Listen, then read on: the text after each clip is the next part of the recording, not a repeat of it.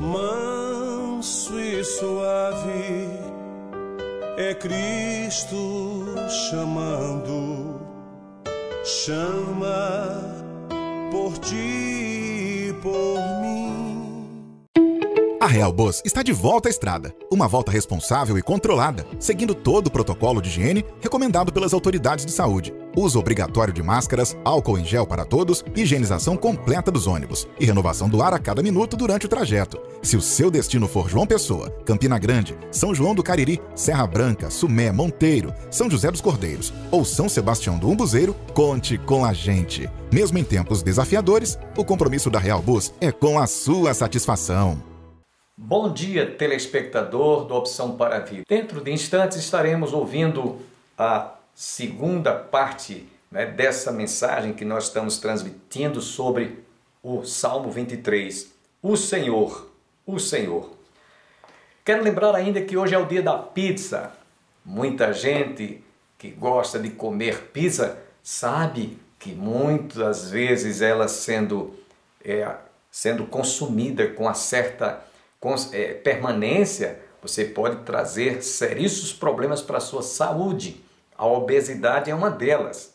E olha que essa doença, aquelas pessoas de sobrepeso estão sendo infectadas. É bom que você repense, diminua, vá diminuindo a dosagem de estar consumindo muita pizza. Então, nesse dia da pizza, você preste mais atenção o quanto é importante você valorizar a sua saúde.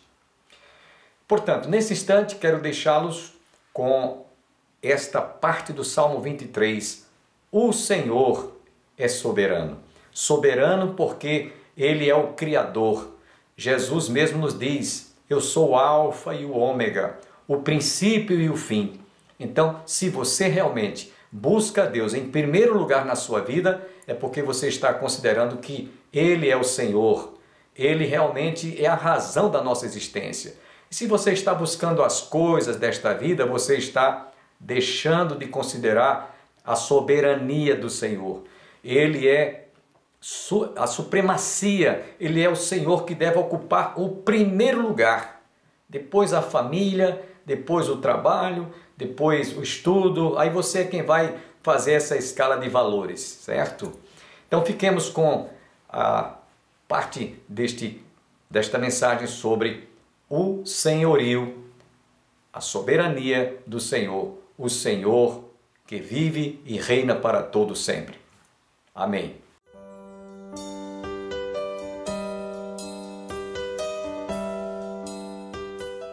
Pessoas indefesas, a exemplo do aborto que está para ser aprovado, ainda está em pauta. A voz do povo, Alessandra, não é a voz de Deus. Se alguém que está me assistindo agora acredita, não alimente essa mentira, é um engodo. Davi só adorava ao único Deus supremo e verdadeiro, por isso ele declarou e usou o pronome possessivo, o Senhor é o meu pastor. Lembram-se da experiência de Raabe, a prostituta, que eu comentei aqui? Está lá no livro de Josué, capítulo 2, versos 9, 10, 11 e 12. Quando ela ouviu falar que o povo hebreu estavam chegando para tomar posse de Jericó, aquela mulher disse, nós temos ouvido falar do Deus que abriu o mar, do Deus que vos deu os inimigos de Israel, onde pisasse a planta do vosso pé, essa terra vos seria dada por possessão. E essa mulher diz lá no livro de Josué, nós estamos alarmados, estamos apavorados, porque sabemos que esse Deus vai chegar aqui, e ela fez aquele pedido, Raabe, a prostituta, para que fosse guardada de serem destruídas, ela e sua família. Ruth, na hora que estava para se despedir de sua sogra, Noemi, órfã, decidiu voltar para casa, para sua terra de Moabe, mas diz a palavra que Ruth, ela disse, não me instes para que eu te deixe, não me obrigues a eu voltar, mas seguir-te-ei. O meu povo será o teu povo, e o meu Deus será o vosso Deus. Ruth tomou posse desse Deus. Ela só tinha ele como único Deus verdadeiro. Vocês estão vendo agora que o povo que diz que a voz de Deus, que a voz do povo é a voz de Deus, não é verdade? Quantos de vocês que estão me assistindo agora no programa Opção para a Vida em casa, além de Deus você coloca mais alguma pessoa? Isso é idolatria, isso é pecado, isso está errado. A minha glória não darei a outrem.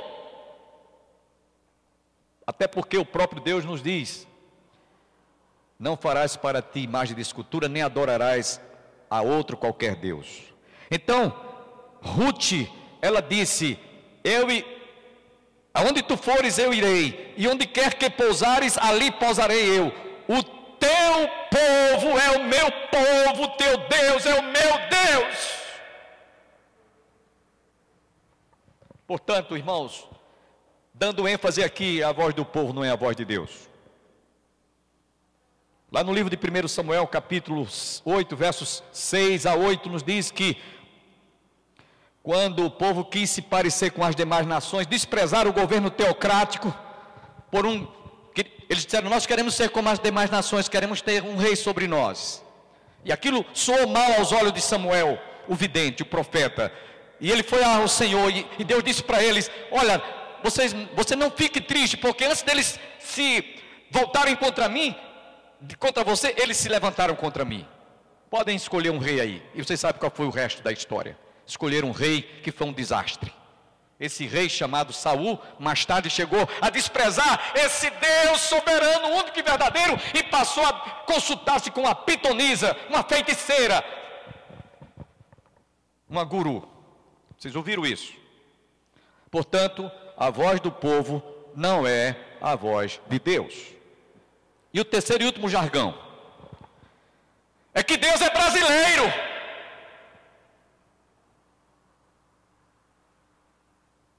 Deus é brasileiro. Pergunto: como é que um povo que declara que Deus é brasileiro constituem uma padroeira chamada Aparecida? Deus é criador do universo e, consequentemente, Ele é o Deus que deveria ser adorado, venerado, buscado, invocado em toda a nação brasileira, por todo o povo brasileiro.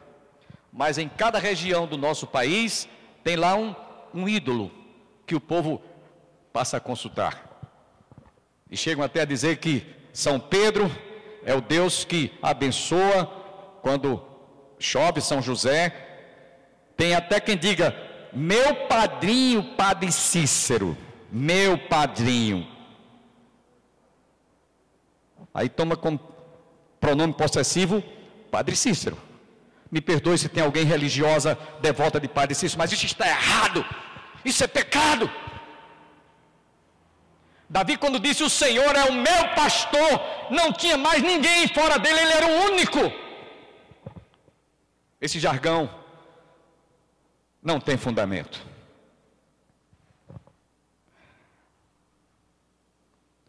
Quando Davi foi chamado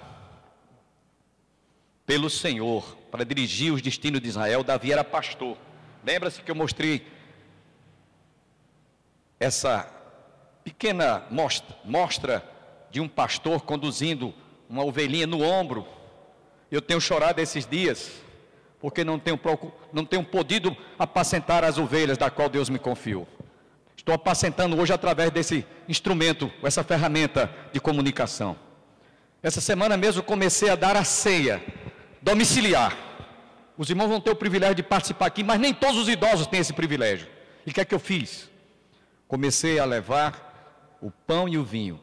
Fico no portão da casa e digo para aquelas pessoas idosas, algumas enfermas, a exemplo da irmã Carmelita, que está acamada: A exemplo da irmã Sueli. Talvez vocês não estejam lembrados dela, que não pode mais sair de casa.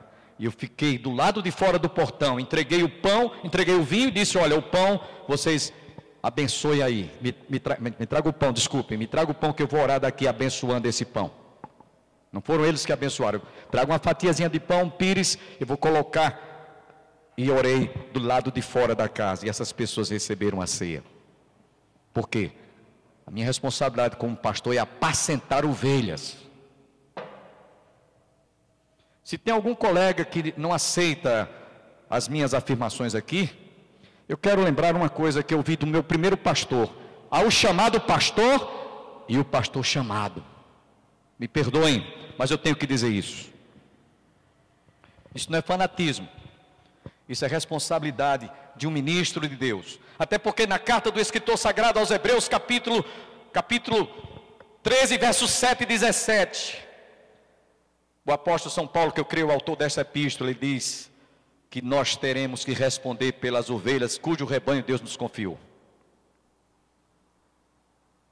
Lá no Salmo 121, versículos 3 e 4, escrito pelos filhos de Coré. E eu vou ler esta expressão porque é importante. Salmo 121, versículos 3 e 4. Aliás, desculpem, deixa eu ver se é esse mesmo aqui, que é tanto texto que eu estou procurando que às vezes, não sei se é o 121, versos 3 e 4. Me perdoe aí se não foi esse salmo, mas é o salmo dos filhos de Coré. Não é o 121. Eu acho que eu anotei aqui em algum lugar. Mas nos diz lá que o Senhor nos diz, através de um salmo, que Ele tirou de entre as malhadas das ovelhas, para constituí-lo príncipe. Então Davi era um homem que tinha experiência de lidar com ovelhas. Ele sabia como tratar das ovelhas. Ele sabia como se deveria apacentar o rebanho de Deus. E aí por isso é que Davi, ele foi escolhido e separado por Deus para apacentar o rebanho do Senhor. Quando Saul se encontrava muitas vezes oprimido por um espírito demoníaco, ele mandou chamar Davi. Foi à procura dele através de Jessé, pai de Davi. E ele disse: envia-me Davi, teu filho, o que está com as ovelhas. Davi era um homem que estava familiarizado com o rebanho de ovelhas. Ele sabia os cuidados que deveria ter e como tratar as ovelhas. E aí, meus irmãos, quando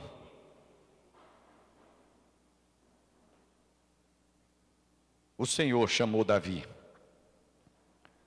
lá no livro de 2 Samuel, capítulo 7, versos 8, ele diz: agora, pois, assim diz o Senhor, dirás ao meu servo Davi, assim diz o Senhor dos exércitos, tomei-te da malhada detrás das ovelhas, para que fosses príncipe sobre o meu povo, sobre todo Israel. Agora, eu queria pedir aos irmãos, que o Senhor também trata o seu povo, as suas ovelhas, como pronome possessivo. Observem que nesse texto que eu li para vocês, agora pois assim dirás ao meu servo. Deus também nos toma como possessão, dirás ao meu servo Davi, assim dirás, assim diz o Senhor dos exércitos, tomei-te da malhada detrás das ovelhas, para que fosses príncipe sobre Israel, o meu povo. O meu povo. O próprio Deus usa também um pronome possessivo. Ele tem o seu povo como herança dele sobre Israel. Ele diz ainda mais: e fui contigo por onde quer que andaste, eliminei os teus inimigos diante de ti, e fiz grande o teu nome como só os grandes de Israel. E aí ele diz ainda mais: prepararei lugar para o meu povo, para o meu, olha aí, Deus diz, usando o pronome possessivo, para o meu povo Israel. O nome meu, pronome possessivo, é relativo do pastor e da ovelha. Agora, meus irmãos, depois que Deus fez essa aliança com Davi, ele ofereceu ações de graças. E eu não vou ler porque é longo o texto, mas lá no 2 Samuel, capítulo 7, versos 22 e 23 e 24, ele fez uma aliança com Deus e reconhecia que ele era o único Deus soberano e que ele havia constituído o seu pastor. Por isso que ele diz no Salmo 23, ele inicia: o Senhor é o meu pastor. Davi, embora conhecesse a Deus, era cheio de falhas, como eu e você que está aí me assistindo agora, você que está em casa e todos que estão aqui presentes. Nós somos cheios de falhas. Defeitos nós temos de todo tamanho. Para isso, Davi cometeu um crime, cometeu adultério, e quando ele não era para fazer um censo, ele se arvorou. Joabe disse: não, meu senhor, não faça isso, Deus tem nos guardado. E ele fez esse censo em desobediência a Deus. E Deus chegou, mandou o vidente Gade dizer para ele: por conta do teu pecado, da tua desobediência à minha palavra, você escolha 7 anos de fome, 3 meses o inimigo possa devassá-lo, ou 3 dias de peste, como essa doença que está aí. Isso é uma peste, isso é uma praga. Agora veja a humildade deste homem, Davi, cheio de falhas. E aliás, eu quero dizer uma coisa: na Bíblia não omitiu-se nenhuma falha de nenhum homem de Deus. Moisés, o homem mais manso sobre a terra, cometeu um crime, tirou a vida de um egípcio. Davi cometeu crime, adultério, e agora um censo que ele não era para ter feito, ele se arvorou e fez. Deus nos diz em sua palavra: é melhor obedecer do que sacrificar. Porém, quando Davi viu que Deus ia dizimar o povo de Israel, ele disse: eu estou em grande angústia, porém caiamos nas mãos de Deus, não nas mãos dos homens. Não caia eu nas mãos dos homens, mas caia eu nas mãos de Deus, porque Deus é misericordioso. Mas mesmo assim, Deus não deixou de derramar juízo, mesmo sendo Davi o homem segundo o coração de Deus, por causa da sua humildade, porque numa hora dessas ele expressou essas palavras, estendendo a mão do Senhor, a sua mão sobre Jerusalém, para destruir, o Senhor arrependeu-se. Essa linguagem eu já falei para vocês, é uma linguagem antropomórfica, teologicamente falando. Atribui-se a Deus sentimentos meramente humanos. E aí, meus irmãos, o Senhor teve compaixão, e Ele então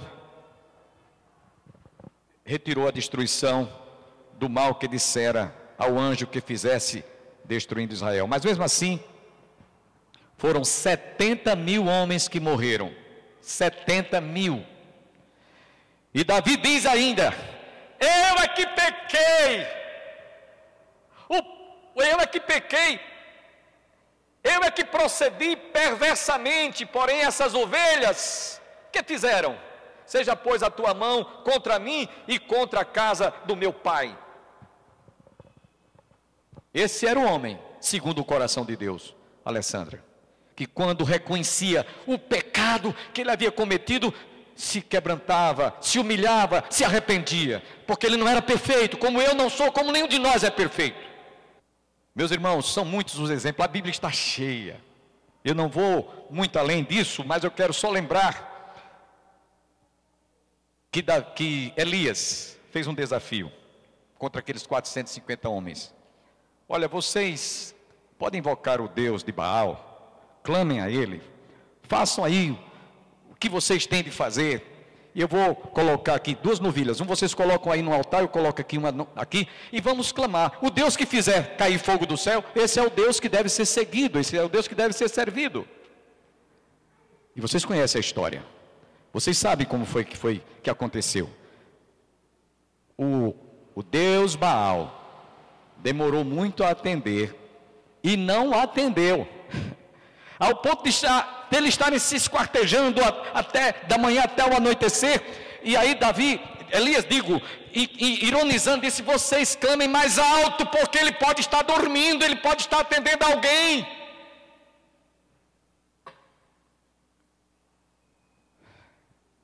Pode ter ido fazer alguma necessidade, vocês clamem mais alto, porque ele pode estar fazendo alguma coisa. Como não houve resposta e não podia haver, porque aqueles 450 falsos profetas não acreditaram no Deus único, soberano e verdadeiro, Elias disse: agora eu vou colocar aqui água ao redor desse altar, vou colocar no novilho. E ele tinha dito: o Deus que fazer cair fogo do céu, esse é o Deus que deve ser buscado, esse é o Deus que deve ser servido, esse é o Deus que deve ser adorado, esse será, tome posse dele, o seu Deus, o meu Deus, como disse Ruth, a sua sogra Noemi. O meu Deus é o meu Deus, o teu povo é o meu povo. E quando, no momento, Elias clamou, Deus fez cair fogo do céu, e todos clamaram: só o Senhor é Deus, só o Senhor é Deus, só o Senhor é Deus. Estão vendo aí que a voz do povo não é a voz de Deus? Estão vendo aí que a maioria não está com nada mesmo, porque despreza Deus, descarta Deus, e é assim que o homem tem vivido nesses últimos dias. O homem quer se constituir um Deus. Eu tinha um professor que ele dizia muito isso em sala de aula: o homem erige um altar e constitui um Deus sobre ele, para depois ser destruído por esse próprio Deus, com D minúsculo, bem entendido. De sorte, meus irmãos,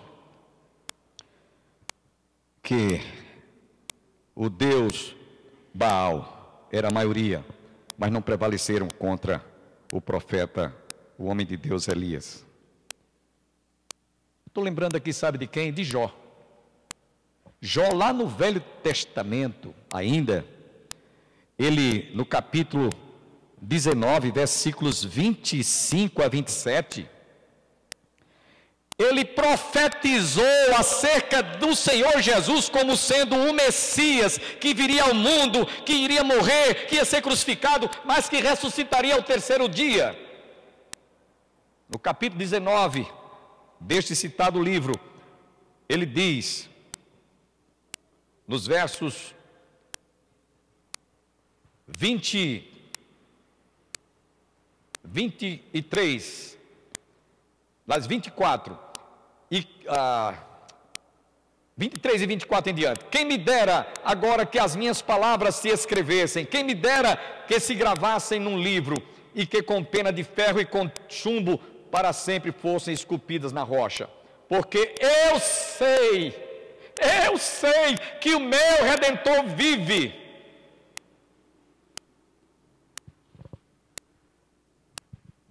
Eu sei que meu Redentor vive, que por fim se levantará sobre a terra, e depois de consumida a minha pele, ainda em minha carne verei a Deus. Veluei por mim mesmo, e os meus olhos, e não outros, o verão, e por isso meu coração se consome dentro de mim. São palavras de Jó, o profeta. Quero terminar, já nesses instantes finais, lembrando, meus irmãos, a Rainha Esther. A Rainha Esther é o único livro. Eu vou terminar com essa ilustração, e eu vou continuar esse sermão. Vou parar aqui, mas nós vamos continuar domingo, se Deus assim nos permitir. Se eu estiver vivo, ou se o Senhor não estiver já vindo nos buscar. Mas no livro de Esther, há um fato inusitado, há algo que deixa a gente a pensar. O livro de Esther é o único livro na Bíblia em que você não encontra o nome de Deus. Em todos os demais livros, de Gênesis a Apocalipse, você vê Deus, o nome Deus, Jeová, Yahvé, você vê. Mas Esther, embora seja o único livro em toda a Bíblia que você não vê o registro do nome Deus, é o livro em que nós encontramos a maior evidência, irmã Avani, da presença de Deus, guardando o seu povo, protegendo o seu povo, no momento que o povo ia ser destruído, Joacil.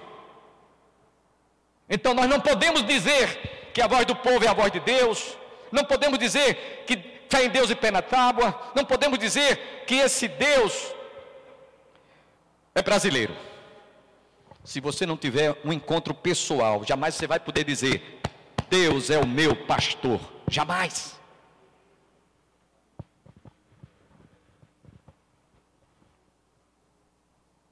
Portanto, terminando, que meu tempo já foi embora, eu quero dizer para vocês, vou citar cinco pensamentos de ateus, filósofos, materialistas, que não acreditaram, mas houve casos deles que em último instante de sua existência, ele reconheceu a existência desse Deus. Eu vou citar apenas isso e concluo. Voltaire disse, se Deus não existisse, seria necessário inventá-lo. Toda a natureza está gritando que ele existe. Sócrates declarou, se o homem é inteligente, logo deve ser inteligente a causa que o criou. A suprema inteligência deve ser crida, deve ser crido. E lá no Salmo 14 nos diz o insensato no seu coração, não há Deus. Abraham Lincoln, certa feita, disse, eu entendo que um homem possa olhar para baixo, para a terra, e ser um ateu, mas não posso conhecer que ele olhe para os céus e diga que ele não existe, ou que Deus não existe. Salmo 19 que eu li para vocês, e o Salmo 29 que o presbítero Juarez leu também. Salmo 19, Salmo 24, do Senhor é a terra, a sua plenitude, o mundo e os que nele habitam. Salmo 19, os céus proclamam a glória de Deus e o firmamento as obras das suas mãos.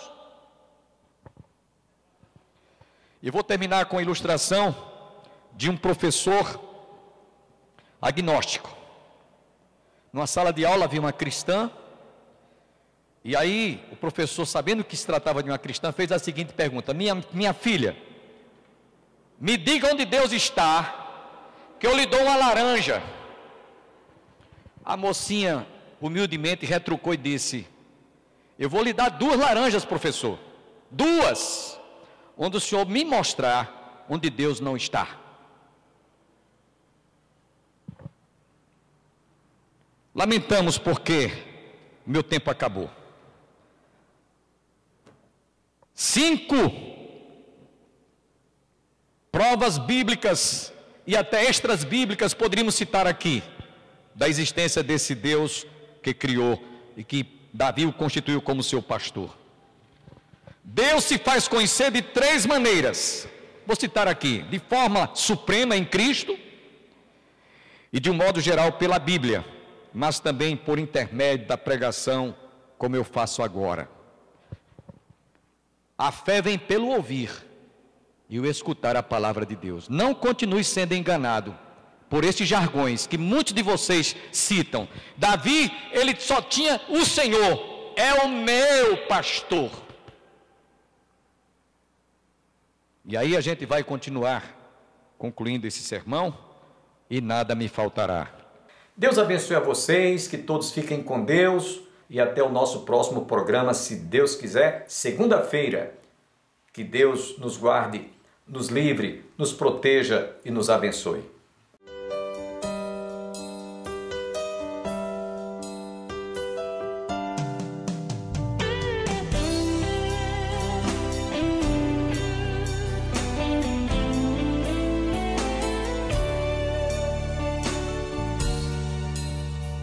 Manso e suave é Cristo chamando, chama por ti, por